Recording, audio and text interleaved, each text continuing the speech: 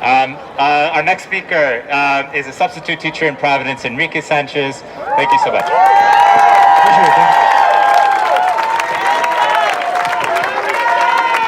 Good afternoon, everyone. My name is Enrique Sanchez. I am a first-year substitute teacher in the Providence public school system. I applied into the school system in the middle of a pandemic after my good friend Corey Jones convinced me to apply.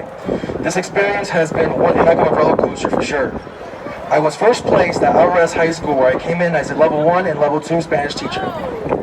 There, I was able to build relationships with not just my students, but with different teachers, school faculty, and different administrators there. My friend Corey and I had the incredible opportunity to meet one of the most dedicated and smartest teachers in the school district, Maya Chavez.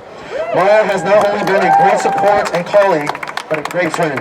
We were there for each other when we were calling for a switch to remote learning from in-person learning.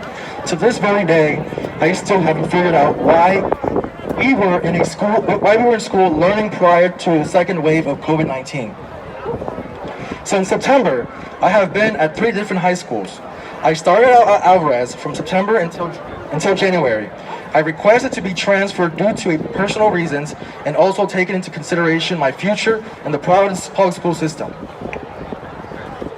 I transferred to Mount Pleasant in January and jumped right into a permanent special education math position, covering for a great teacher who was out due to health and related conditions. I felt honored to be working alongside great teachers and school faculty at Mount Pleasant. Shout out to the Mount Pleasant school faculty. There, too, I was able to connect and build relationships with a lot of teachers and students. I also had the honor to have an amazing teacher assistant helping alongside. Shout out to Miss Boulevard. Throughout my experience, I have been able to connect and build relationships with my students. Being a bilingual Latino Latinx teacher gave me an advantage in being able to connect with most of my students at every school I've been at. As we know, the majority of the student body are ESL, MLL students, and a lot of these students are from countries like Guatemala, the Dominican Republic, Honduras, Haiti, and other countries throughout the globe.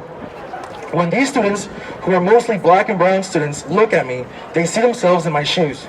We have conversations around many topics: food, music, hobbies, sports, culture, and language. Not only have they learned from me, but I myself have learned a lot from my students.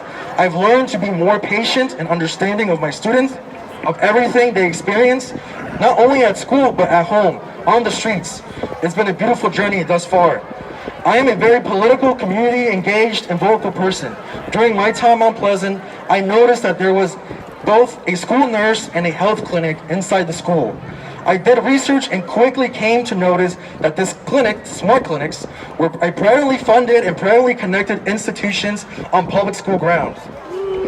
Now, one can view this however they want, but due to my knowledge and understanding about policy and social economics, there's never a positive outcome for projects like these converging with public institutions. I learned that our school nurse, Tammy, was removed and transferred to another school because she didn't comply with what the school district wanted her to do, which meant her going against her contract. I appreciated the solidarity and support that our teachers at Mount Pleasant organized for our nurses when they were removed. A lot of students and school faculty were hurt and were upset that our school nurses were transferred elsewhere. And all for what? To please these smart clinics who were trying to complete their work for their corporate bosses.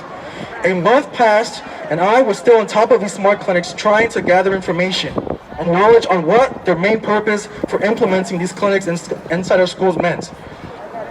I asked many questions. Why Mount Pleasant High School? Why not install a smart clinic in high schools in towns like Barrington, Riverside, and North Smithfield?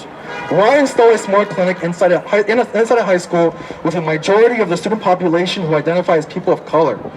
Why do this project in their communities of the most vulnerable? According to my analysis and complete understanding of the whole situation, these are the first steps of trying to privatize education in our schools, one step at a time. This is what we call in the political world a neoliberal project. These smart clinics are for profit. Do not let them tell you otherwise. They're making profit off our students. In March, I was called in for a meeting with my principal at Mount Pleasant High School, Dr. Conradi.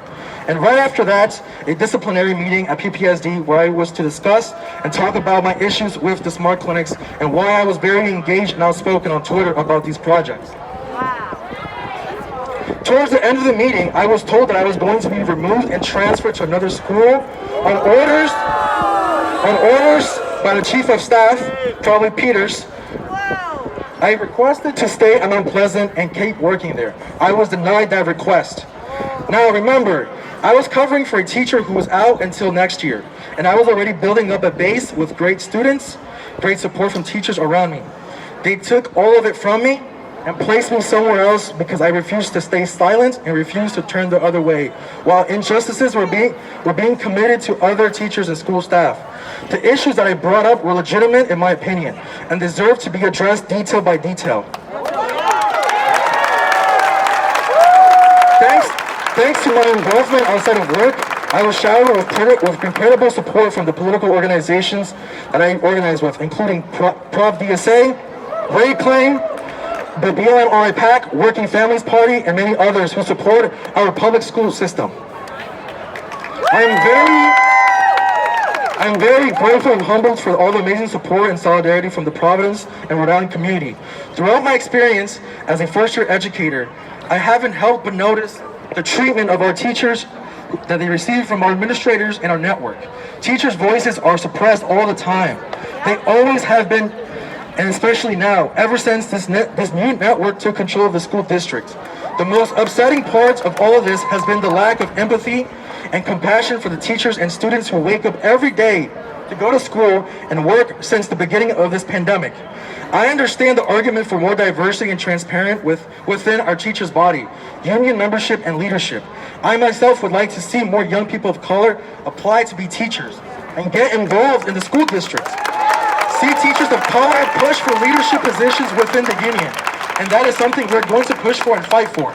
But we cannot force this with an aggressive approach by trying to fire everyone and trying to replace teachers who have been educators for decades. Yes.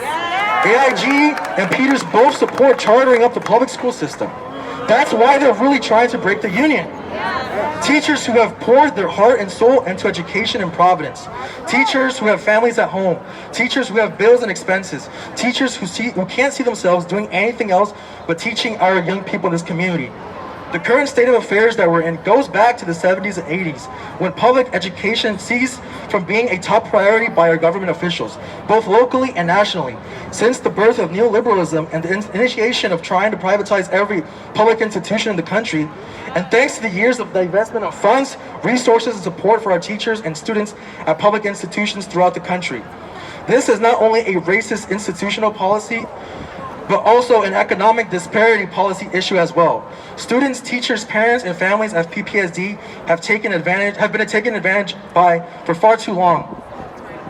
I hope to see consensus and cooperation from both sides of the aisle, because at the end of the day, it's our students who are going to either benefit or suffer from the outcomes of these negotiations. It's our young people at PSU who are going to lead the way, the Providence Student Union. It's our young leaders and community organizers who are going to fight until we win. It's our people who care about the public education who are going to be victorious at the end of the day.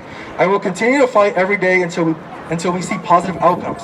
But this will take a group effort, team effort, and cooperation from everyone who cares about the future of our public schools here in Providence. Thank you all.